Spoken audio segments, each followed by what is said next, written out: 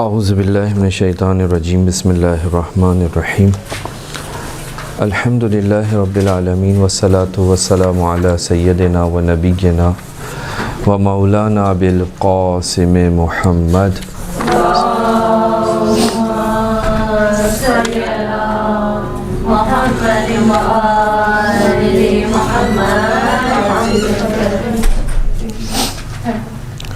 وَلَعْنَةُ الدَّائِمَةُ عَلَىٰ أَعْدَائِهِمْ أَجْمَعِينَ مِنْ يَوْمِنَا إِلَىٰ قِيَامِ يَوْمِ الدِّينِ اما بعد، ہماری گفتگو نبوت عامہ میں چل رہی تھی، اور آپ کی خدمت میں عرض کیا تھا کہ نبوت دو مقامات پر نبوت کی بحث، نبوت کی گفتگو کی جاتی ہے۔ ایک ہے نبوت عامہ، دوسری ہے نبوت خاصہ۔ نبوت عامہ میں جو مطالب بیان ہوتے ہیں، جو مطالب مورد گفتگو قرار پاتے ہیں، وہ عام طور پہ یہ ہیں کہ مثلاً انبیاء کی ضرورت کیا ہے، انبیاء کی خصوصیات کیا ہیں، کس طرح سے آپ نبیوں کو پہچانیں گے، اس سلسلے میں گفتگو ہوتی ہے۔ بعثت انبیاء کا فلسفہ کیا ہے، بعثت انبیاء کی ضرورت کیا ہے، نبی کو کیسے پہچانیں گے، تو ہماری گفتگو تقریباً اجمالاً اس سے مقام پر ہو گئی تھی، اور ہم یہاں پہنچے تھے کہ انبیاء کی جو اہم ترین خصوصیت ہیں وہ یہ ہیں کہ انبیاء کے اوپر وحی آتی ہے، انبیاء صاحب عصمت ہوتے ہیں، اور انبیاء علم غیب رکھتے ہیں۔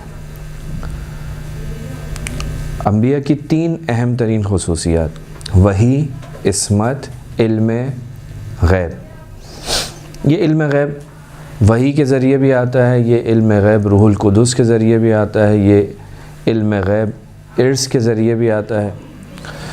تو یہ چیزیں آپ کی خدمت میں عرض کی تھی۔ اب ہماری بات جو ہے اسی سے تھوڑا سا آگے ہم چلتے ہیں کہ اس کے اندر جو سب سے اہم ترین چیز تھی، یا ایک اہم ترین چیز، وہ ہے وحی۔ آپ کی خدمت میں عرض کیا تھا شاید میرے خیال میں، وحی کیا ہے؟ وحی ہے کہ کلام کا سننا، چاہے یہ سننے والا نیند کی حالت میں ہو یا اٹھا ہوا ہو، فرشتے کو دیکھے یا نہ دیکھے۔ پہلے بھی ہماری ایک جگہ پہ گفتگو ہو گئی تھی۔ قرآن مجید میں وحی کے سلسلے میں مفصل گفتگو ہوئی ہے، اور وحی کی اقسام بھی پروردگار عالم نے قرآن مجید کے اندر بیان کی ہیں۔ مثلاً پروردگار عالم سورہ شورى کی آیت نمبر 51 کے اندر ارشاد فرماتا ہے: وَمَا كَانَ لِبَشَرٍ أَن يُكَلِّمَهُ اللَّهُ إِلَّا وَحْيًا۔ پروردگار عالم کیسے خطاب کرتا ہے، کیسے گفتگو کرتا ہے، کیسے کلام کرتا ہے اپنے نبی کے ساتھ؟ وحی کے ذریعے، او من وراء حجاب، یا کسی حجاب کے پیچھے سے، او یرسل رسولاً، یا اپنا کسی نمائندے کو بھیج کر۔ مثلا ممکن ہے ایک درخت کے اندر جو ہے پروردگار عالم آواز کو خلق کرے، اور وہاں سے آواز آئے اور وہ پروردگار نبی سے گفتگو کرے۔ ممکن ہے پروردگار عالم ڈائریکٹ اس کے قلب پہ وحی کو نازل کرے، ممکن ہے اپنا کوئی نمائندہ جبرائیل یا دوسرے ملائکہ کی صورت میں نازل کرے، یعنی بغیر واسطے کے ہوتی ہے، جو ڈائریکٹ رسول کے دل پر آتی ہے، قلب پیغمبر پہ آتی ہے، یا آواز کے ذریعے سے ہوتی ہے، پردے کے پیچھے سے ہوتی ہے، جس کی طرف وہ معراج والی جو آیت ہے وہ اس قسم کی وحی کو بیان کرتی ہے کہ جب جناب موسیٰ سے پروردگار عالم نے گفتگو کی تو ایک آواز آ رہی تھی۔ جناب موسیٰ نے دیکھا نہیں تھا کہ جو پروردگار عالم جناب موسیٰ سے کہتا ہے انی انا ربک فاخلع نعلیک، اپنی چپلیں اتارو، یہ وادی مقدس ہے، اور یہ پروردگار عالم کی آواز آ رہی تھی جناب موسیٰ کو، یعنی من وراء حجاب، یہ پردے کے پیچھے ہے، کوئی چیز نہیں ہے، حجاب ہے بیچ میں۔ یا فرشتہ جو ہے وہ نازل ہو، جیسے نزل بہ الروح الامین علی قلبک، پروردگار سورہ شعراء میں آیت نمبر 193 اور 194 میں اس قسم کی وحی کی طرف اشارہ کر رہا ہے کہ فرشتہ وحی جو ہے فرشتہ جو ہے وہ رسول کے دل پر نازل ہوتا ہے. یہ وہی ہے. دوسری چیز کیا ہے؟ عصمت. عصمت کے اندر گفتگو زیادہ ہوتی ہے عام طور پہ. عصمت یعنی معصوم ہونا نبی کے لیے ایک ضروری چیز ہے. ہم نے عرض کیا کہ انبیاء کی خصوصیات کیا ہیں؟ 3. ایک وحی، دوسرا عصمت.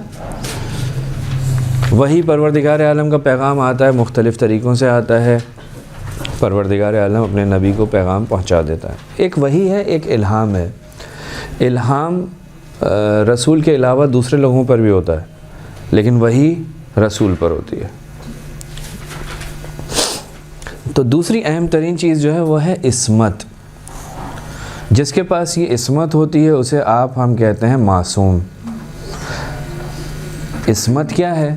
عصمت ایک ایسی قوت اور ایسی طاقت کا نام ہے جو انسان کو گناہ سے، خطا سے روکتی ہے. جو انسان کو روکتی ہے. گناہ نہیں کرتا انسان اس کی وجہ سے، عصمت کی وجہ سے کوئی خطا نہیں کرتا. انسان اس عصمت کی وجہ سے کسی چیز کو بھولتا نہیں ہے. نسیان اس کے اوپر طاری نہیں ہوتا. تو یہ جو عصمت ہے یہ گناہ کے مقابلے میں بھی ہے. یہ جو عصمت ہے یہ خطا کے مقابلے میں بھی ہے. یہ جو عصمت ہے نسیان کے مقابلے میں بھی ہے، بھولنے کے مقابلے میں بھی ہے. یعنی خدا کا پیغام آئے اور نبی بھول جائے، نہیں ہو سکتا. بس خطا نہیں ہوگی، گناہ نہیں ہوگا، کسی طریقے کا وہ کسی چیز کو بھولے گا نہیں.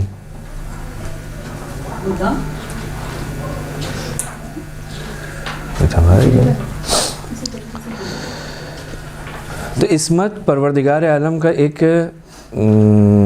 بہت ہی عظیم تحفہ ہے انبیاء کے لیے. یعنی یہ عطا کی جاتی ہے.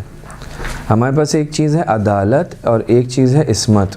عدالت انسان حاصل کرتا ہے، عصمت جو ہے وہ عطا ہوتی ہے، وہبی ہے، موہوبی ہے، عطا کی ہوئی ہے.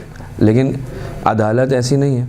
عدالت کیا ہے؟ انسان خود عادل بنتا ہے، یعنی ایسے کاموں سے کہ جن سے بچنا چاہیے ان سے بچتا ہے، اور وہ کام جو اسے کرنے چاہیے ان کو انجام دیتا ہے. یہ عادل ہو جاتا ہے، عدالت آ جاتی ہے، ملکہ عدالت اس میں پیدا ہو جاتا ہے. تو یہ جو ملکہ عدالت اس کے اندر آ جاتا ہے تو اس کا نتیجہ کیا ہوتا ہے؟ اس کا نتیجہ یہ ہوتا ہے کہ یہ غلط کام نہیں کرتا. لیکن عدالت کے آنے کے باوجود بھی امکان ہوتا ہے کہ یہ غلط کام کرے. ایسا نہیں ہے کہ عدالت اگر کسی کے پاس آ گئی تو اب اس سے کوئی غلطی نہیں ہوگی. مثال کے طور پہ ہمارے ہاں شرط ہے کہ جی پیش امام جو ہے وہ عادل ہونا چاہیے. مجتہد کے لیے شرط ہے کہ وہ عادل ہونا چاہیے.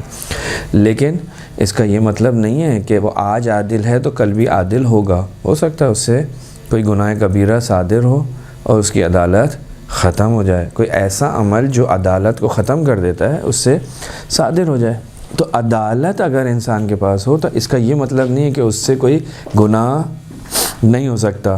لہٰذا ہم یہ نہیں کہتے کہ ہمارا جو مجتہد ہے جس کی ہم تقلید کرتے ہیں وہ گناہ نہیں کر سکتا. امکان ہے اس سے گناہ کا. لیکن جس کے پاس عصمت ہوتی ہے وہاں پر گناہ کا امکان نہیں ہوتا. معصوم ہے. ہم مجتہد کو معصوم نہیں کہتے. ہمارے کتنے بڑے سے بڑے علماء جو آج تک آئے ہیں زمانہ غیبت صغریٰ سے، ہم کسی کی عصمت کے قائل نہیں ہیں. بہت زور لگاتے ہیں تو بعض لوگ کہتے ہیں یہ تالی تلو معصوم ہے، اتنا مقدس ہے، ایسا ہے. لیکن یہ امکان کوئی نہیں دیتا کہ یہ گناہ نہیں کر سکتا. ممکن ہے اس نے آج تک کوئی گناہ نہ کیا ہو، یہ ہو سکتا ہے، لیکن نہیں کر سکتا کی ضمانت کوئی نہیں دیتا. لیکن جس کے پاس عصمت ہوتی ہے اس کے پاس اصلاً گناہ کا امکان نہیں ہوتا. البتہ ممکن ہے کسی کے ذہن میں یہ آئے کہ بھائی اگر گناہ کا امکان نہیں ہے تو اس میں اس کا کیا کمال ہے؟ خدا نے دی ہے اس کو، تو اس میں اس کا کیا کمال ہے؟ خدا نے اس کو عصمت دے دی، مجھے دیتا تو میں بھی معصوم ہو جاتا۔ گناہ سے عصمت یعنی خدا نے جو دی ہے معصوم خدا کی جانب سے، معصوم کو جو پروردگار عالم نے عنایتیں دی ہیں، اصل میں ہوتا یہ ہے کہ پروردگار عالم معصوم کو مکمل آگاہی اور اختیار کے ساتھ، یعنی جو معصوم گناہ نہیں کر رہا، اس کے پاس کیا ہے؟ مکمل علم ہے اور مکمل اختیار ہے۔ یعنی ایسا نہیں ہے کہ اس کے ہاتھ بند گئے ہیں، اس کے ہاتھ بندے نہیں ہیں، بلکہ اس کے ہاتھ کھلے ہوئے ہیں۔ یہ گناہ کرنا چاہے تو گناہ کر سکتا ہے لیکن نہیں کرتا، بس اپنے اختیار سے نہیں کرتا۔ یہ ایسا ہی ہے جیسے مثال کے طور پہ اگر کوئی شخص جو ہے وہ بہت ہی پیاسا ہو، اس کے سامنے پانی رکھا اور اسے یہ معلوم ہو کہ اس پانی کے اندر زہر پڑا ہے، تو کیا وہ اس پانی کو پیے گا؟ نہیں پیے گا۔ یہ جس طرح سے یہ شخص نہیں پی رہا، کیوں نہیں پی رہا؟ اس کے دل میں کوئی وسوسہ نہیں آ رہا، اس کے پاس کوئی انگیزہ نہیں ہو رہا، کیوں نہیں پی رہا؟ جبکہ اختیار ہے، اس کے ہاتھ تو نہیں بندھے ہوئے، اس کے ہاتھ کسی نے باندھے تو نہیں ہے بھائی پانی پی لو، لیکن وہ نہیں پیتا۔ اس لیے نہیں پیتا کہ اسے معلوم ہے کہ اگر میں نے یہ پیا تو میری جان چلی جائے گی، جبکہ وہ اختیار رکھتا ہے۔ تو یہاں پر بھی معصوم جو ہے اس کے پاس اختیار ہے، عصمت کے آنے سے اس کا جو ہاتھ ہے وہ بندہ نہیں ہوتا، اس کا اختیار جو ہے وہ سلب نہیں ہوتا، لہٰذا معصوم بھی گناہ نہیں کرتا۔ اب یہاں پر یعنی اپنے اختیار سے وہ گناہ کا مرتکب نہیں ہو رہا، ٹھیک ہے؟ یعنی اس کو سمجھانے کے لیے یہ ہمارے پاس کافی ہے کہ ہمیں جب معلوم ہوتا ہے کسی چیز کی حقیقت کا، پروردگار عالم نے بس مجھے اس کی چیز کی حقیقت کا پتہ ہے، لہٰذا میں اس چیز کو انجام نہیں دیتا۔ معصوم کا اختیار سلب نہیں ہوا، اختیار ہے، میں یہ زہر کا پیالہ پی سکتا ہوں، اور لوگ پیتے بھی ہیں، بعض اوقات لوگ پیتے بھی ہیں، جھوٹ بول رہے ہیں تو پی رہے ہیں، ہاں وہ تو اپنی جگہ، لیکن اگر کسی کو پتہ بھی ہے کہ اس کے اندر یہ ہے وہ پھر بھی پی لیتا ہے، تو یعنی اس کے ہاتھ بندھے ہوئے نہیں ہیں، اس نے اپنے اختیار سے یہ کام کیا ہے۔ تو یہاں پر بھی یہی بات ہوتی ہے کہ وہ کیا کر رہا ہوتا ہے؟ وہ حقیقت میں امام معصوم جو ہے اس گناہ کی حقیقت کو دیکھ رہا ہوتا ہے۔ البتہ قرآن نے بعض جگہوں پہ گناہ کی حقیقت ہمیں بھی بیان کی ہے، کہ غیبت کرو گے تو کیا ہوگا؟ ایسا ہے کہ تم نے اپنے مردہ بھائی کا گوشت کھایا، تو حقیقت بیان کر دی۔ اب اگر میں غیبت کر رہا ہوں تو میں اپنے اختیار سے کیا کر رہا ہوں؟ اپنے بھائی کا، مردہ بھائی کا گوشت کھا رہا ہوں، یہاں پہ اختیار ہے، سلب تو نہیں ہوا۔ پروردگار نے اس کے کھول کے بتا دیا، دیکھو جو تم غیبت کرتے ہو، جو مزہ تمہیں آتا ہے اس وقت، اس کی حقیقت یہ ہے، کیونکہ میرے اندر ایمان کی کمی ہوتی ہے، کیونکہ میں اس چیز کو ہضم نہیں کر پاتا، لہٰذا میں کیا کرتا ہوں؟ اس کے خلاف کا مرتکب ہو جاتا ہوں، اس کی خلاف ورزی کرتا ہوں، جبکہ جانتا ہوں خدا نے اس کے اوپر سے چہرہ، اس کا حقیقی چہرہ مجھے دکھا دیا۔ تو یہاں پر بھی ایسا ہی ہے کہ امام کے ہاتھ نہیں بندھے ہوئے، ایسا نہیں ہے کہ پروردگار نے کہا کہ بس تم اس کی طرف جا ہی نہیں سکتے، نہیں، ان کو چہرہ دکھا دیا ہے، انہوں نے اس کی طرف رخ نہیں کرتے۔ یعنی صرف جو ہے علم حصولی معنی نہیں بنتا، یہ جو مجھے حاصل ہوا تھا اس پیالے کے اندر زہر ہے، بلکہ اس علم سے ایک اور بالا ترین مرحلہ ہے، وہ کیا ہے؟ وہ ہے مشاہدہ، اس کا دل جو ہے وہ دیکھ رہا ہوتا ہے اس کی حقیقت کو۔ امام معصوم جو ہے وہ حق الیقین کی منزل پر ہوتا ہے، لہٰذا امام معصوم جو ہے وہ کبھی بھی اس چیز کا مرتکب نہیں ہوتا۔ اب ممکن ہے یہ سوال آئے کہ بھائی عصمت کی وجہ کیوں ان کو عصمت دی، مجھے کیوں نہیں دی؟ یعنی عصمت کی وجہ سے کوئی بافضیلت نہیں ہو سکتا، کیوں؟ کیونکہ ان کو دی ہے، مجھے نہیں دی۔ جس طرح سے مثال کے طور پہ رنگ کی بنا پر کوئی بافضیلت نہیں ہوتا، خوبصورتی کی وجہ سے کوئی بافضیلت نہیں ہوتا، یہ چیزیں ہیں جو کسی کے پاس ہیں، کسی کے پاس نہیں ہیں۔ تو عصمت خدا نے عطا کی ہے، صحیح ہے، خدا نے دی ہے ان کو، لیکن یہ عطا جو ہوئی ہے یہ اس وجہ سے ہوئی ہے کہ ان کے اندر اس کو لینے کی قابلیت تھی۔ ایسا نہیں ہے کہ پروردگار عالم نے ان کو دے دی مجھے نہیں دی۔ یہ دنیا کے اندر جو فرق ہے اس کے پیچھے پروردگار عالم کی حکمت کار فرما ہے۔ جو جس لائق تھا اسے پروردگار عالم نے اس دنیا میں امتحان لے کر وہ عطا کیا اور اس دنیا میں بھیج دیا۔ باقی یہ دنیا دارالعمل کام کرے گا، مقام حاصل کرے گا۔ دنیا کے اندر معیار کسی بھی اس مقام سے ملی ہوئی چیز کو نہیں بنایا، رنگ کو نہیں بنایا، رشتے کو، خاندان کو نہیں بنایا، نسل کو نہیں بنایا، خطے کو نہیں بنایا۔ کہ یہاں پر معیار تقویٰ ہے، پرہیزگاری ہے، اگر تمہارے پاس یہ ہوگی تو تم قابل احترام، تمہارا احترام کیا جائے گا۔ لیکن تو کیا پروردگار عالم نے وہاں سے جو چیزیں دی ہیں اس انسان کو وہ قابلیت کی بنا پر دی ہیں، کیونکہ آپ اور میں پہلے اس چیز کو مان چکے ہیں کہ پروردگار عالم حکیم ہے۔ حکیم کا کام بغیر مصلحت کے نہیں ہوتا۔ تو یہاں پر بھی پروردگار عالم نے جو انبیاء کو یا معصومین کو، اپنے خاص نمائندوں کو جو عصمت دی ہے، اس عصمت کے پیچھے ایک قابلیت ہے جو ان افراد میں، ان ہستیوں میں تھی۔ تو ہر کوئی اس قابل نہیں تھا، لہٰذا ہر کسی کو وہ چیز نہیں ملی۔ بعض متکلمین جیسے سید مرتضیٰ جو شارح نہج البلاغہ کے بھائی ہیں، سید رضی کے بھائی سید مرتضیٰ شیخ مفید کے شاگرد ہیں، شیخ مفید سید مرتضیٰ، یہ لوگ سید مرتضیٰ شیخ مفید جو ہیں وہ یہ کہتے ہیں اپنی کتابوں کے اندر کہ خدا اپنے علم سے جانتا تھا کہ کچھ لوگ ایسے ہیں کہ جب انہیں یہ مقام ملے گا تو اس مقام کا احترام کریں گے اور گناہ کا ارادہ نہیں کریں گے، لیکن یہ سب ایسے نہیں ہیں، سب لوگ ایسے نہیں ہیں، یہ چند لوگ ایسے ہیں، سارے کے سارے ایسے نہیں ہیں۔ لہٰذا پروردگار نے پہلے گروہ کو جو ایسے تھے، اس قابل تھے کہ گناہ نہ کریں، پروردگار نے ان کو مقام عصمت عطا کی، جو اہلیت رکھتے تھے اس مقام پہ، اور دوسروں کو نہیں دیا۔ یہ علماء کی رائے ہیں۔ اس کے علاوہ بھی دوسری آراء ہیں موجود کہ جو اس سلسلے میں ہم تک ہماری کتابوں کے اندر، مفصل کتابوں کے اندر موجود ہیں۔ بہرحال تو یہ عصمت، یا خواجہ نصیر الدین طوسی متکلم ہیں، بہت ہی شہرت رکھتے ہیں، خواجہ نصیر الدین طوسی، وہ کہتے ہیں عصمت کیوں ہوگی؟ آپ فرماتے ہیں کہ دیکھیں بعثت کا مقصد کیا ہے، یعنی پروردگار عالم جو نبیوں کو بھیج رہا ہے، یہ بھیجنے کا مقصد کیا ہے، ہدف کیا ہے؟ کہتے ہیں کہ وہ جو مقصد ہے اس وقت تک حاصل نہیں ہو سکتا جب تک کہ ان کے پاس عصمت نہ ہو۔ کیوں؟ اس لیے کہ لوگوں کے پاس جائیں گے، لوگوں کو خدا کی طرف حرکت کرنے کی دعوت دیں گے، خوب لوگ اعتماد کیوں کریں گے ان کے اوپر؟ اعتماد جب تک لوگوں کا ان پر نہیں ہوگا اس وقت تک ان کی مانیں گے نہیں، ان کی سنیں گے نہیں۔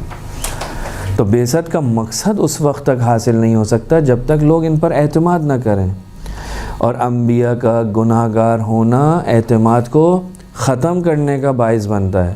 لہٰذا وہ جو پروردگار عالم کی غرض ہے، جو پروردگار عالم جو نبیوں کو بھیجنا چاہ رہا ہے کہ لوگوں کو دعوت دو میری طرف، الہی دین کی طرف، ان کو حقیقت دکھاؤ، جب لوگ اعتماد ہی نہیں کریں گے، اعتماد کیوں نہیں ہو رہا؟ اس لیے کہ انبیاء اگر معصوم نہیں ہوں گے تو گناہ کریں گے، گناہ ہوگا تو نتیجہ کیا ہوگا؟ ان کا اعتماد ختم ہو جائے گا، اور اعتماد ختم ہو گیا تو لوگ ان کی سنیں گے نہیں۔ پروردگار عالم نے بھیجا کس لیے تھا؟ ہدایت کے لیے، ہدایت حاصل نہیں ہوگی۔ یا مثلاً اگر انبیاء کے گناہ کرنے کا نتیجہ یہ ہوگا کہ لوگ بھی گناہ کریں گے۔ ایک آدمی آیا ہے جو خود گناہ کر رہا ہے تو وہ جو اس کو جو پیچھے اس کے چلنے والے ہیں، اس کے ماننے والے ہیں، وہ بھی گناہ کریں گے، کیونکہ انہیں کہا گیا ہے ان کی پیروی کرو، جو یہ کریں وہ تم بھی کرو، اور وہ گناہ کرتا ہے۔ اب اگر ایسا ہو جائے تو ایک طرف سے ہمیں کہا گیا کہ گناہ مت کرو، ایک طرف سے کہا ہے ان کی پیروی کرو، ان کی پیروی کے اندر گناہ ہو رہا ہے، تو گناہ کرنا اور گناہ نہ کرنا یہ دونوں آپس میں جمع نہیں ہو سکتے، ایک ساتھ نہیں ہو سکتے کہ میں گناہ کروں گناہ نہ کروں، یہ دونوں ایک ساتھ نہیں ہو سکتے، ممکن نہیں ہے. تو یہ بھی مسئلہ صحیح نہیں ہے، بس ان کا معصوم ہونا ضروری ہے. اسی طرح سے مثال کے طور پہ شرعی احکام میں سے ایک حکم ہے ہمیں امر بالمعروف نہی عن المنکر. اگر پیغمبر اللہ کا نمائندہ گناہ کرے تو آپ کی کیا ذمہ داری ہوگی؟ خدا نے کہا ہے امر بالمعروف کرو، تو آپ جو ہے جائیں پیغمبر کو امر بالمعروف کریں. بس لوگوں کی ذمہ داری ہو جائے گی، لوگوں کے لیے ضروری ہو جائے گا کہ جا کے اسے امر کریں، اسے نہیں کریں، بھائی روکیں اسے کہ یہ کام نہیں کرو. اگر یہ نہیں پیغمبر کی تکلیف کا باعث بنے، میں جا کے پیغمبر کو نہیں کرتا ہوں، منع کرتا ہوں اور اس سے پیغمبر کو اذیت ہوتی ہے، تو دوسری طرف سے خدا کہتا ہے پیغمبر کو اذیت مت پہنچاؤ. بس ایک طرف سے اذیت ہوگی، دوسری طرف سے وہ حکم آئے گا کہ اذیت نہ بچاؤ. نتیجہ کیا ہوگا؟ نتیجہ ہی نہیں نکلے گا کہ اگر پیغمبر گناہوں کا مرتکب ہوگا تو یہ سبب بنے گا اس کا گناہ کہ لوگ جو ہیں اسے نہیں از منکر کریں جو واجب ہے، اور اس کو تکلیف دینا حرام ہے. تو ایک ہی جگہ پر واجب اور حرام جمع ہو جائیں گے. یعنی میں کیا کروں؟ حرام کروں یا واجب؟ دونوں تو نہیں کر سکتا، ایسا تو نہیں ہو سکتا کہ دونوں کام کروں. ایک سے مجھے رکنا ہے، ایک کو میں نے انجام دینا ہے. تو اس کے علاوہ بھی بہت سی دلیلیں کہ جتنے بھی انبیاء ہیں ان کا معصوم ہونا ضروری ہے. گناہ سے بھی معصوم ہونا ضروری ہے، خطا سے بھی معصوم ہونا ضروری ہے.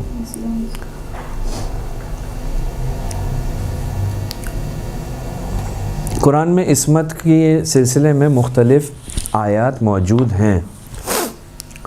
کچھ جو ہیں وہ اگر ہم دیکھیں مختلف آیات جو ہیں وہ قرآن مجید کے اندر عصمت کے سلسلے میں جو آئی ہیں، 2-4 تو بہت ہی مشہور و معروف آیات ہیں جن سے استفادہ کیا جاتا ہے کہ انبیاء جو ہیں وہ کیا ہیں؟ معصوم ہیں. من جملہ جو ایک آیت ہے وہ ہے حضرت ابراہیم کی، جو پروردگار عالم سے گفتگو ہے جب انہوں نے قربانی کی، اپنے بیٹے کی قربانی دینے نکلے، تو اس کے بعد جب امتحان میں کامیاب ہو گئے تو اس امتحان میں کامیابی کے بعد پروردگار عالم نے کلام کیا. تو اس وقت یہ بات آئی کہ جناب پروردگار عالم سے انہوں نے کہا کہ پروردگار نے کہا کہ اے ابراہیم میں نے تمہیں امامت دے دی. تو اس وقت انہوں نے کہا وقال من ذریتی، تو پروردگار نے کہا لا ینال عہد الظالمین، ہمارا عہدہ ظالمین کو نہیں پہنچے گا. یا مثلا سورہ صاد آیت نمبر 82-83، اس کو بھی اگر ہم اپنے سامنے رکھیں کہ جس میں سورہ صاد اردو میں کہتے ہیں صاد، اس کے اوپر جی عصمت کے اوپر سورہ صاد 82-83، اس کے اندر پروردگار نے ایک جملہ کہا جب ابلیس سے گفتگو ہو رہی ہے، قال فبعزتک لاغوینہم اجمعین. شیطان کہتا ہے خدا تیری عزت کی قسم میں کیا کروں گا؟ ان سب کو بہکاؤں گا، اغوا کروں گا. الا عبادک منہم المخلصین، سوائے تیرے خالص بندوں کو. یعنی کچھ بندے ایسے ہیں کہ جو میرے بہکاوے میں نہیں آئیں گے.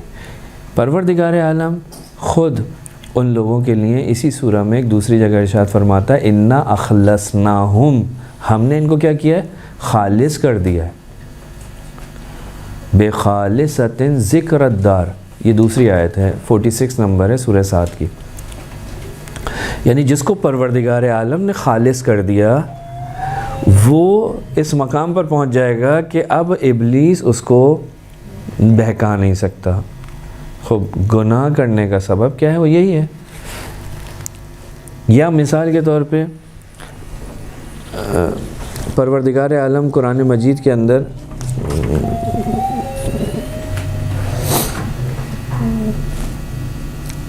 آیت تطہیر کو ذکر کرتا ہے. انما یرید اللہ لیذھب عنکم الرجس اہل البیت ویطہرکم تطہیرا.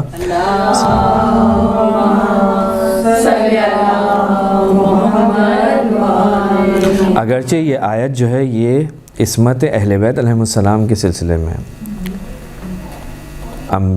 انبیاء کی عصمت کے سلسلے میں نہیں ہے، لیکن پروردگار عالم نے کچھ لوگوں کو کیا رکھا ہے؟ معصوم رکھا ہے. یعنی کیا؟ یعنی ان کو رجس سے دور رکھا ہے. رجس سے پروردگار نے کچھ لوگوں کو خالص کر دیا ہے. کس سے خالص کر دیا ہے؟ برائی سے دور رکھا ہے ان کو. اسی طرح رجس سے دور رکھا ہے. رجس کسی ناپاک چیز کو، کسی گندی چیز کو صرف نہیں کہتے، بلکہ رجس سے مراد ہر وہ چیز جو انسان کی روح میں عیب، کوئی نقص، اس کی رائے میں کوئی اضطراب، رائے میں استحکام نہ ہو اور گناہ کا باعث ہو، اسے رجس کہتے ہیں. یعنی رجس صرف ظاہری گندگی کا نام نہیں ہے کہ گندگی سے دور رکھا ہے، نہیں، وہ ہر قسم کے عیب سے دور ہے. یہ جو بھول جانا ہے یہ خود ایک عیب ہے. عیب ہے، ہر قسم کے عیب سے دور ہے، نقص و عیب سے. رائے میں استحکام نہ ہونا، اضطراب ہونا، مضطرب ہونا رائے کا، یہ بھی رجس کا ایک مصداق ہے. تو جب وہاں پروردگار کہتا ہے کہ ہم نے تمہیں ہر قسم کے رجس سے دور رکھا، تو وہاں پر بھی یہ چیز جو ہے دلالت کرتی ہے اس چیز کے اوپر کہ یہ ہستیاں معصوم ہیں. کس سے؟ سہو و خطا سے بھی معصوم ہیں، یعنی ان سے کوئی ایسی چیز سرزد نہیں ہوتی.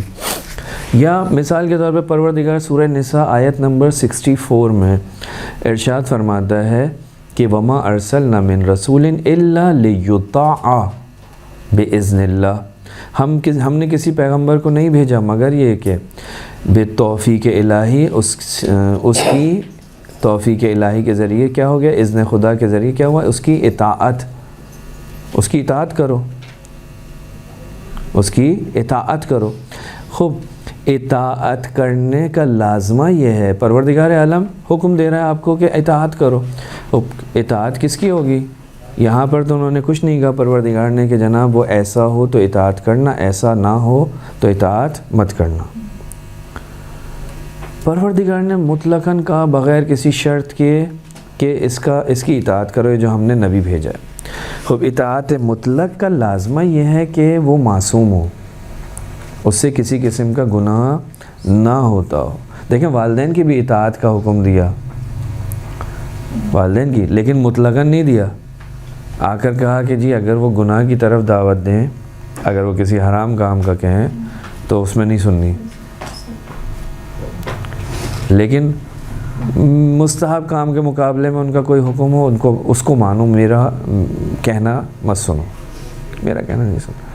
تو وہاں پہ والدین کی اطاعت کا حکم دیا، لیکن اس کے اندر ایک شرط لگا دی کہ اس کی باؤنڈری یہاں تک ہے.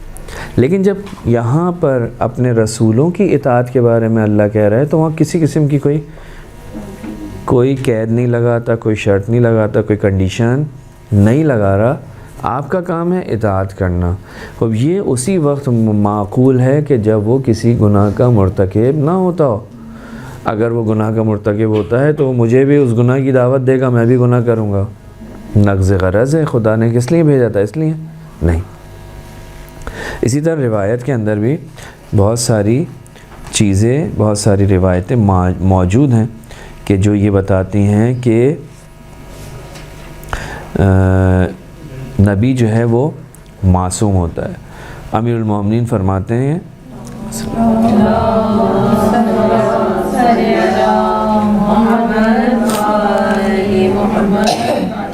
ان اللہ انما امر بطاعت رسولہ، کہ پروردگار عالم نے اپنے رسول کی پیروی کا حکم دیا ہے. لِأَنَّهُ معصوم، کیوں؟ کیوں حکم دیا ہے؟ اس لیے کہ وہ معصوم ہے. مطہر، وہ کیا ہے؟ پاک ہے. لا یامر بمعصیت اللہ، وہ اللہ کی معصیت کا حکم نہیں دیتا. تو نبی کے لیے ضروری ہے کہ وہ کیا ہو؟ معصوم ہو. بس ایک چیز تھی معصوم ہونا، دوسری چیز تھی ہم نے خصوصیات بیان کی تھی، اس میں ایک بات کی تھی ہم نے وہی، دوسری چیز ہم نے بیان کی تھی عصمت، اور تیسری چیز کیا تھی؟ جی علم غیب. آپ اس کی ریفرنس بتائے گا ابھی جو آپ نے آیت بھرائی تھی، آیت یا روایت؟ مولا مولا علی کی روایت تھی کہ پروردگار عالم نے امر کیا، حکم دیا ہے رسول کی اطاعت کرنے کا. کیونکہ رسول، امام نے وجہ بیان کی ہے رسول کی اطاعت کیوں؟ اس لیے کہ وہ معصوم ہوتا ہے، وہ پاک ہوتا ہے، وہ معصیت کا حکم نہیں دیتا.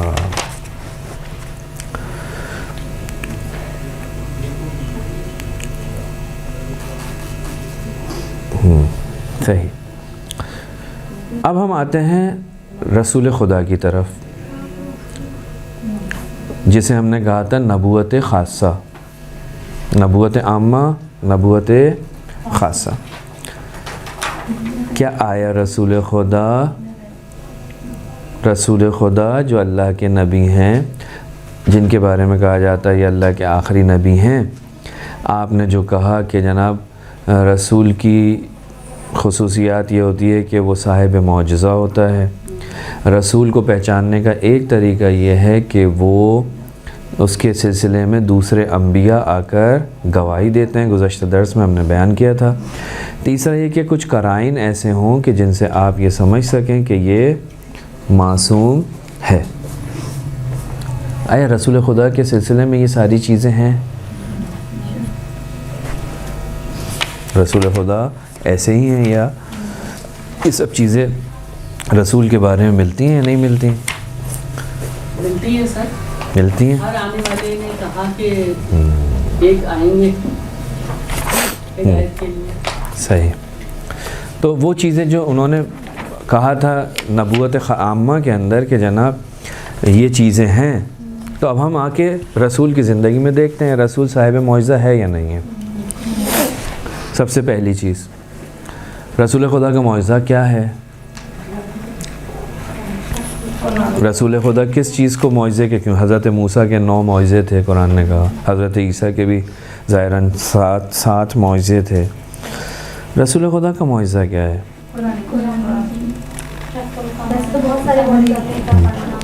رسول خدا کے بہت سارے معجزے ہیں، ٹھیک ہے. اور ہم نے معجزے کی تعریف بھی آپ کی خدمت میں عرض کی تھی کہ جو دعوی نبوت کے ساتھ ہوتا ہے اسے آپ معجزہ کہتے ہیں. تو معجزہ جو ہے وہ رسول خدا کا معجزہ جو ہے وہ ہے قرآن. البتہ یہ جو قرآن ہے اس معجزات تو بہت سارے ہیں، لیکن قرآن جو معجزہ ہے اس کو ہم کہتے ہیں معجزہ جاویدانی، ہمیشہ رہنے والا، جاوید، یعنی جب تک دنیا ہے اس وقت تک یہ معجزہ رہے گا. اس سے پہلے جتنے بھی نبی آتے تھے ان کا معجزہ ان کے زمانے میں ان کے ساتھ وہ چلے جاتے تھے، معجزہ بھی ختم ہو جاتا تھا. لیکن رسول خدا کو جو پروردگار عالم نے معجزہ دیے، معجزات بہت سارے ہیں. ایک قرآن ہے اور اس کے علاوہ بہت ساری چیزیں. یہ جو قرآن ہے، قرآن کریم جسے آپ کہتے ہیں، قرآن مجید، یہ معجزہ ہے مختلف اعتبار سے، مختلف لحاظ سے. ایک ایسا عقلی معجزہ ہے جو عام لوگوں کی فکر و روح کے مطابق ہے، ہمیشہ رہنے والا ہے. آج بھی پکار کر یہ معجزہ یہ کہتا ہے کہ مجھ جیسی کتاب لے آؤ. آج بھی 1400 سال گزر گئے، 1450 سال. یہ جو پکار کے کہہ رہا ہے اس کو ہم کہتے ہیں چیلنج. اور ہم نے معجزے کی تعریف کے اندر کہا تھا کہ معجزے کے اندر چیلنج ہوتا ہے، یعنی لے کے آ جاؤ. حضرت موسیٰ اژدہا بنا رہے ہیں، تم بھی بنا لو، لیکن کوئی نہیں لاتا. معجزہ ہمیشہ غالب ہوتا ہے، کبھی مغلوب نہیں ہوتا، اس کے اوپر کوئی نہیں آتا۔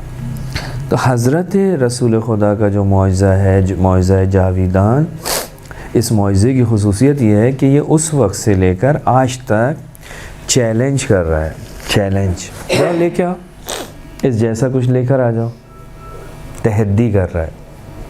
اچھا مجھ جیسی کتاب نہیں لا سکتے، 114 سورہ نہیں لے کے آ سکتے، تو کیا کرو، کَلَّا یَأْتُونَ بِمِثْلِهِ، اگر تم ایسا نہیں لا سکتے تو فَأْتُوا بِعَشْرِ سُوَرٍ، 10 صورتیں لے آؤ، 10 صورتیں لے آؤ۔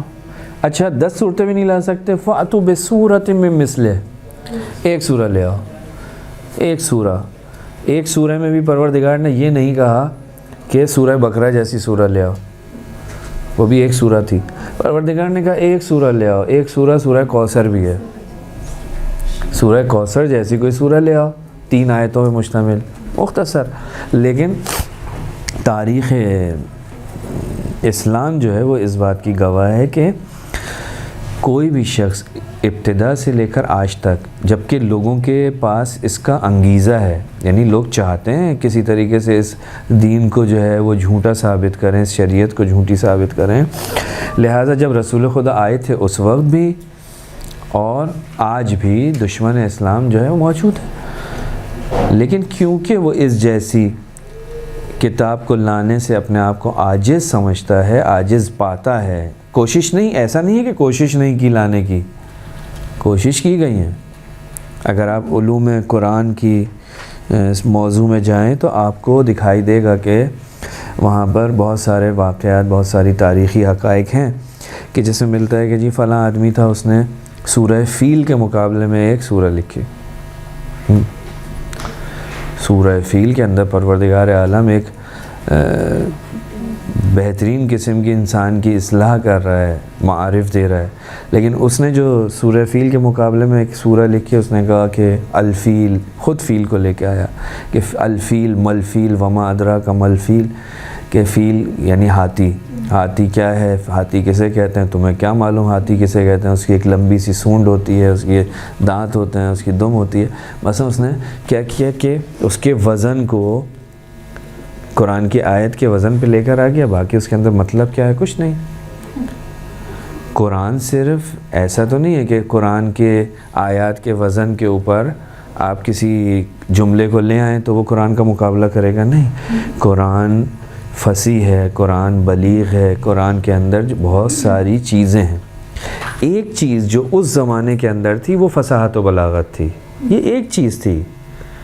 یہ جو کہا جاتا ہے جی رسول خدا کا معجزہ، کیونکہ اس زمانے کے اندر فصاحت و بلاغت کا زمانہ تھا، ان کے ہاں بہت اس کی اہمیت تھی، خانہ کعبہ کے اوپر اپنے اشعار لکھتے تھے، تو پروردگار عالم نے جو معجزہ دیا وہ اس صورت میں، لہٰذا رسول خدا کے اوپر آنے والی ابتدائی آیات جب خانہ خدا کے دروازے پر لٹکائی گئیں، اس کے بعد پھر کسی مشرک کا کوئی شعر اس جگہ پر نہیں آیا، کیونکہ اس کے شرائط یہ تھی کہ جب تک اس سے بہتر کوئی نہیں آئے وہ ہٹتی نہیں تھی۔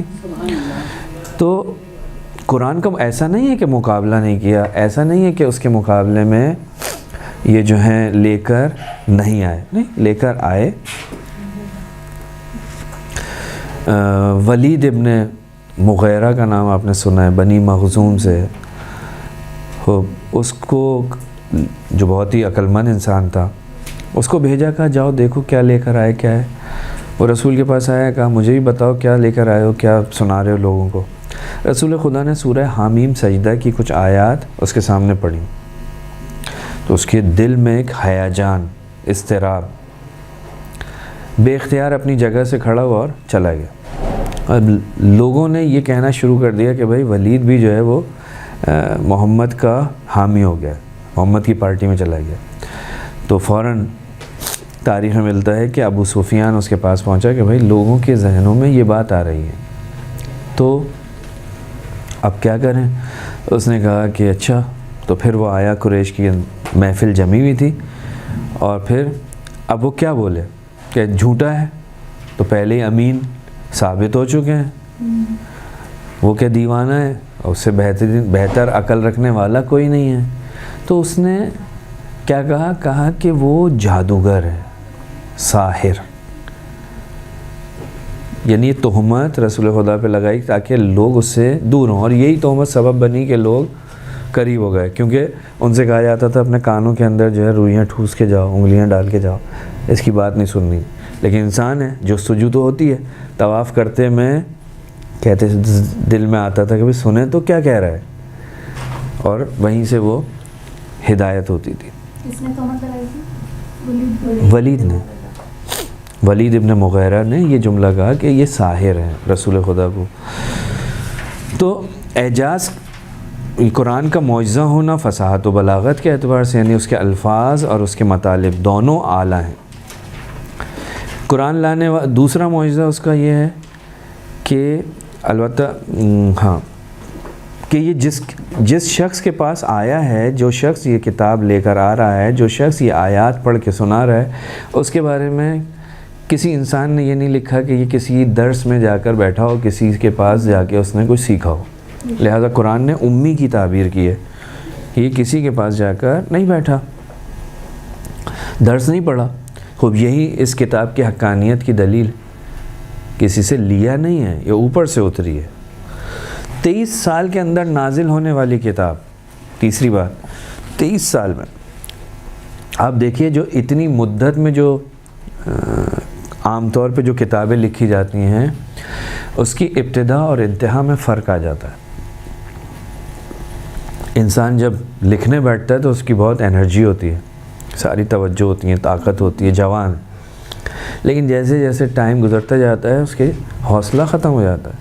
نتیجہ یہ ہوتا ہے کہ بہت ساری کتابیں آپ کو ملیں گی جو ابتدا میں بہت زبردست، لیکن انتہا میں جا کے وہ استدلال میں ضعف، کمزوری، حتیٰ اتنی مدت کے اندر جب انسان کو ایک چیز لکھتا ہے تو اس کی پہلی 20 سال پہلے جو اس نے بات کی اور آج جو بات کی ہے، نظریات تبدیل ہوتے ہیں، آپس میں ٹکرانے لگتی ہے۔ 23 سال کے اندر ایک کتاب آ رہی ہے، 23 سال میں رسول خدا دے رہے ہیں، لیکن نہ اس کے اندر کسی قسم کی کمی ہے، نہ اس کے اندر کسی قسم کا کوئی ٹکراؤ، مطالب میں کوئی اختلاف نہیں ہے۔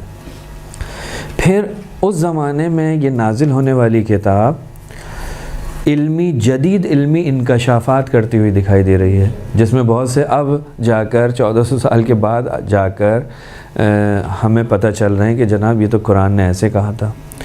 وہ فزکس کے ہوں، میڈیکل کے ہوں، باٹنی سے تعلق رکھتے ہوں، علم نفسیات سے تعلق رکھتے ہوں، مختلف قسم کی چیزیں قرآن مجید کے اندر اس زمانے میں آئی ہیں، جو آج جو ہے انسان کہتا ہے مثلا یہ جو درخت ہیں ان کے اندر پھل کیسے آتا ہے، قرآن مجید نے اس وقت بتا دیا۔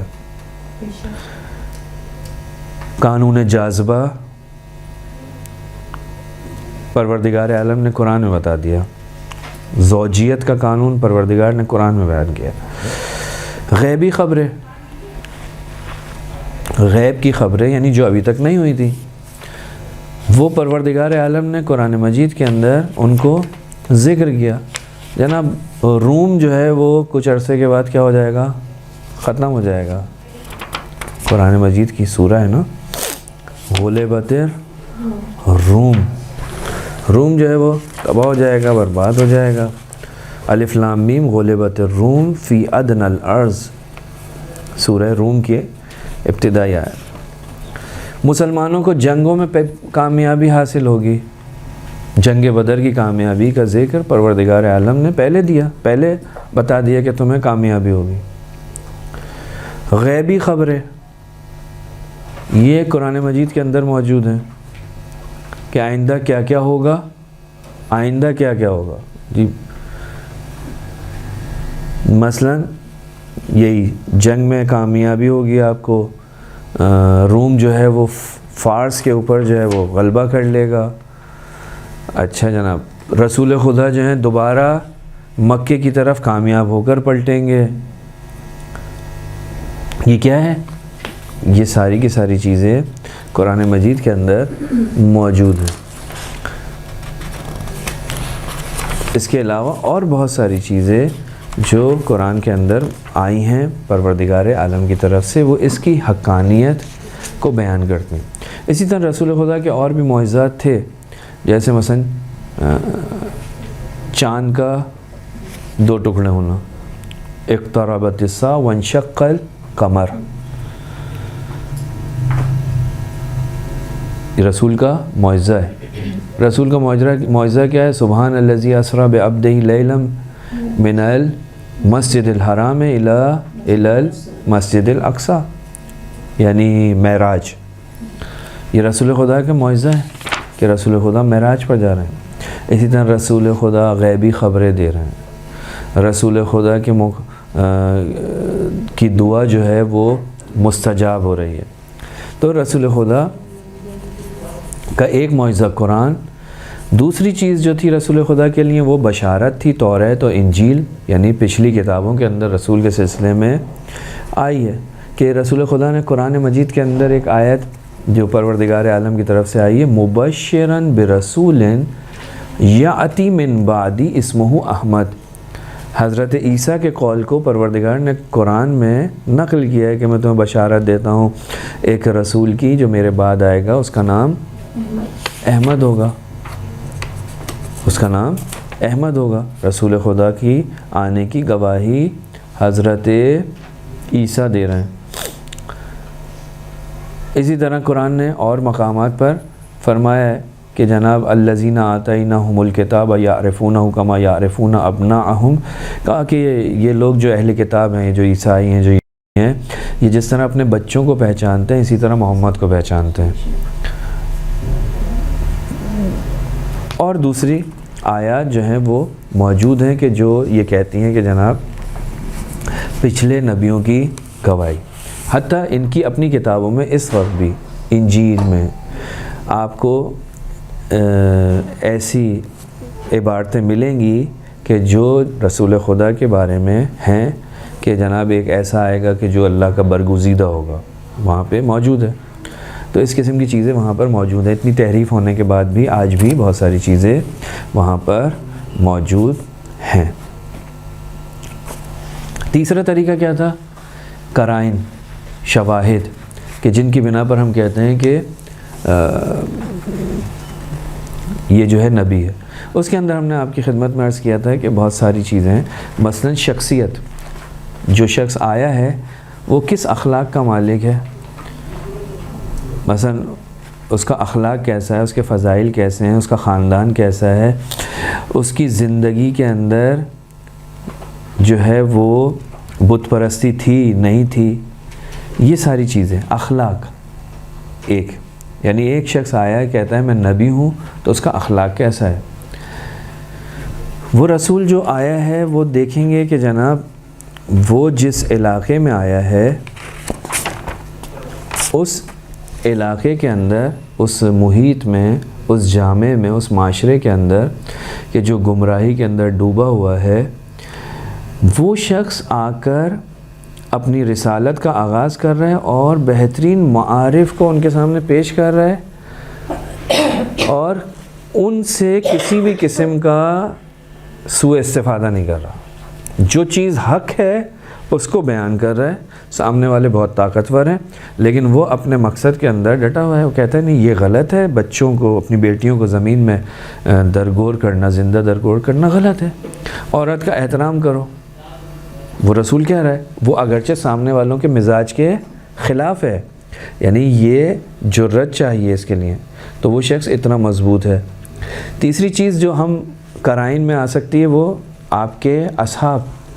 بھئی کون ہیں اس کے ساتھ چلنے والے لوگ، ان کا اخلاق کیسا ہے، ان کا کردار کیسا ہے. کہتے ہیں نا کہ کسی کو پہچاننا ہو تو اس کے دوست کو دیکھو. دوست کو دیکھو، رسول خدا کے اصحاب کو دیکھیں. جو رسول خدا کے اصحاب ہیں، جن کو رسول خدا کہتے ہیں یہ میرے اصحاب ہیں. امیر المومنین رسول خدا کے اصحاب کون ہیں؟ سلمان فارسی، ابو ذر غفاری، مقداد، عمار، عبداللہ ابن مسعود. یہ کون ہیں؟ یہ رسول کے وہ صحابی ہیں جو رسول کے ساتھ رہتے تھے. اسی طریقے سے وعلیکم السلام، رسول خدا جو اپنے احکامات، وہ جو شخص آیا ہے وہ لوگوں کے ساتھ کس طرح سے پیش آ رہا ہے، لوگوں کے ساتھ اپنے اقربا پروری اور ان چیزوں کو دیکھتا ہے یا نہیں. رسول کی معاشرے کے اندر جو طرز عمل تھا وہ کیا تھا؟ وہ ایک چیز تھی، انصاف اور عدالت. چاہے سگا بھائی کیوں نہ ہو، رسول کی نسبت فرق نہیں کرتا. سگے بھائی کے ہاتھ کے اندر بھی اگر وہ واقعہ صحیح ہو تو جلتی ہوئی سلاخ رکھ دی، یہ جتنا تمہارا حق ہے اتنا ہی ملے گا، اس سے زیادہ نہیں ملے گا. ثابت قدمی کہ اس مقصد کو جو میں لے کر آیا ہوں، جو میں آپ کو جس کی طرف دعوت دے رہا ہوں، اس کے اوپر میں کتنا خود پابند ہوں اس کا. اور تعلیم، وہ جو 23 سال کے اندر جو آپ نے جو تعلیم دی، لوگوں کو بتائے، معارف پہنچائے، چاہے وہ عقیدے کی منزل میں ہو، اخلاق ہو، اجتماع ہو، اقتصاد ہو، مختلف مراحل میں رسول خدا نے جو یہ چیزیں بیان کی ہیں، ان چیزوں کو دیکھ کر ہم یہ کہتے ہیں کہ ہاں یہ جو شخص ہے اس کی زندگی میں کسی قسم کا کوئی عیب، کوئی خطا کوئی نہیں ہے، کوئی غرض دکھائی نہیں دیتی کہ نعوذ باللہ مثلا یہ اپنے لیے کوئی نئی دکان کھول کے بیٹھ گیا ہے. نہیں، بتا رہا ہے اس کا عمل اور اس کے ساتھ جو اس کے اصحاب ہیں، یہ سب چیزیں اس کو بیان کر رہے ہیں. ایک آخری مسئلہ یہاں پر آتا ہے کہ بھائی رسول خدا جو ہیں وہ آئے، اور پھر اب رسول خدا کو پروردگار عالم نے ایک اور بھی عنوان سے نواز دیا. وہ کیا تھا؟ وہ یہ تھا کہ جناب پروردگار نے سورہ احزاب کی آیت نمبر 40 میں فرمایا، ما کان محمد ابا احد من رجالکم ولکن رسول اللہ و خاتم النبیین. رسول خدا نے کو پروردگار عالم نے ایک عنوان دیا، کہا کہ یہ رسول تو ہے، رسول کے ساتھ ساتھ یہ خاتم النبیین بھی ہے. یعنی کیا؟ یعنی اس کے بعد اب کوئی نبی نہیں آئے گا، اس کے بعد اب کوئی نبی نہیں آئے گا. تو رسول خدا آئے ہیں اور رسول خدا کے بعد اب کوئی نبی نہیں آئے گا، یہ ایک مسئلہ. دیکھیں دوسرا نبی کیوں آتا تھا؟ اب ٹائم تقریباً ختم ہو گیا، صرف اشارہ کر دوں. دوسرا نبی کیوں آتا تھا؟ دوسرے نبی کی ضرورت کیوں پیش آتی تھی؟ دوسرے نبی کی ضرورت اس لیے پیش آتی تھی کہ جو پہلے والی شریعت ہوتی تھی اس کے اندر تبدیلی ہو جاتی تھی. پہلا والا قانون جو ہے وہ کیا ہو جاتا تھا؟ خراب ہو جاتا تھا، تحریف ہو جاتی تھی اس میں. لیکن یہ جو رسول خدا کی جو شریعت تھی، اس کو جس کو پروردگار عالم نے معجزہ قرار دیا ہے. اس سے پہلے جتنی بھی شریعتیں آئیں کسی کو پروردگار نے نہیں کہا یہ معجزہ ہے. معجزہ صرف اسی شریعت کو کہا ہے، صرف قرآن کو کہا.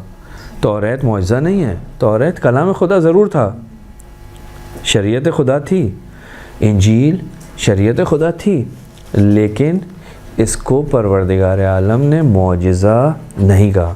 قرآن مجید جو ہے وہ کیا ہے؟ وہ ہے معجزہ، معجزہ پروردگار. تو اب عرض کیا کہ پچھلی شریعتوں میں یہ ہوتا تھا کہ وہ تحریف کا شکار ہو جاتی تھی، لہٰذا ایک نئی شریعت کی ضرورت پڑتی تھی. نبی چلا گیا، شریعت مسخ ہو گئی، اس کے اندر لوگوں نے جو اس میں سے اپنی مرضی کی چیزیں ڈال دیں، نکال دیں. نتیجہ یہ ہوا کہ اب وہ قابل ہدایت نہیں ہے. تو اب پروردگار عالم کی حکمت کا تقاضا یہ تھا، پروردگار عالم کی محبت کا تقاضا اس بشر سے یہ تھا کہ وہ ایک شریعت بھیجے. لہٰذا نیا نبی آتا تھا، نئی شریعت آتی تھی. یہاں رسول خدا کے بعد نئی شریعت کی ضرورت نہیں ہے کہ جو دین اسلام کو آ کر نسخ کرے. کیوں؟ اس لیے کہ دین اسلام جو آیا ہے، جو شریعت محمدی ہے، یہ قیامت تک ہے. حلال محمد حلال الی یوم القیامہ، حرام اور حرام حرام الی یوم القیامہ. لہٰذا اب اس کی ضرورت نہیں تھی کہ کوئی نیا نبی آئے. لیکن کیونکہ پروردگار کا لطف و کرم ہے، اس نے اس سسٹم کے بعد رسول کو آخری نبی قرار دیا، رسول خدا کو، لیکن اس کے بعد ایک نیا سسٹم شروع کیا جس کو ہم کہتے ہیں امامت.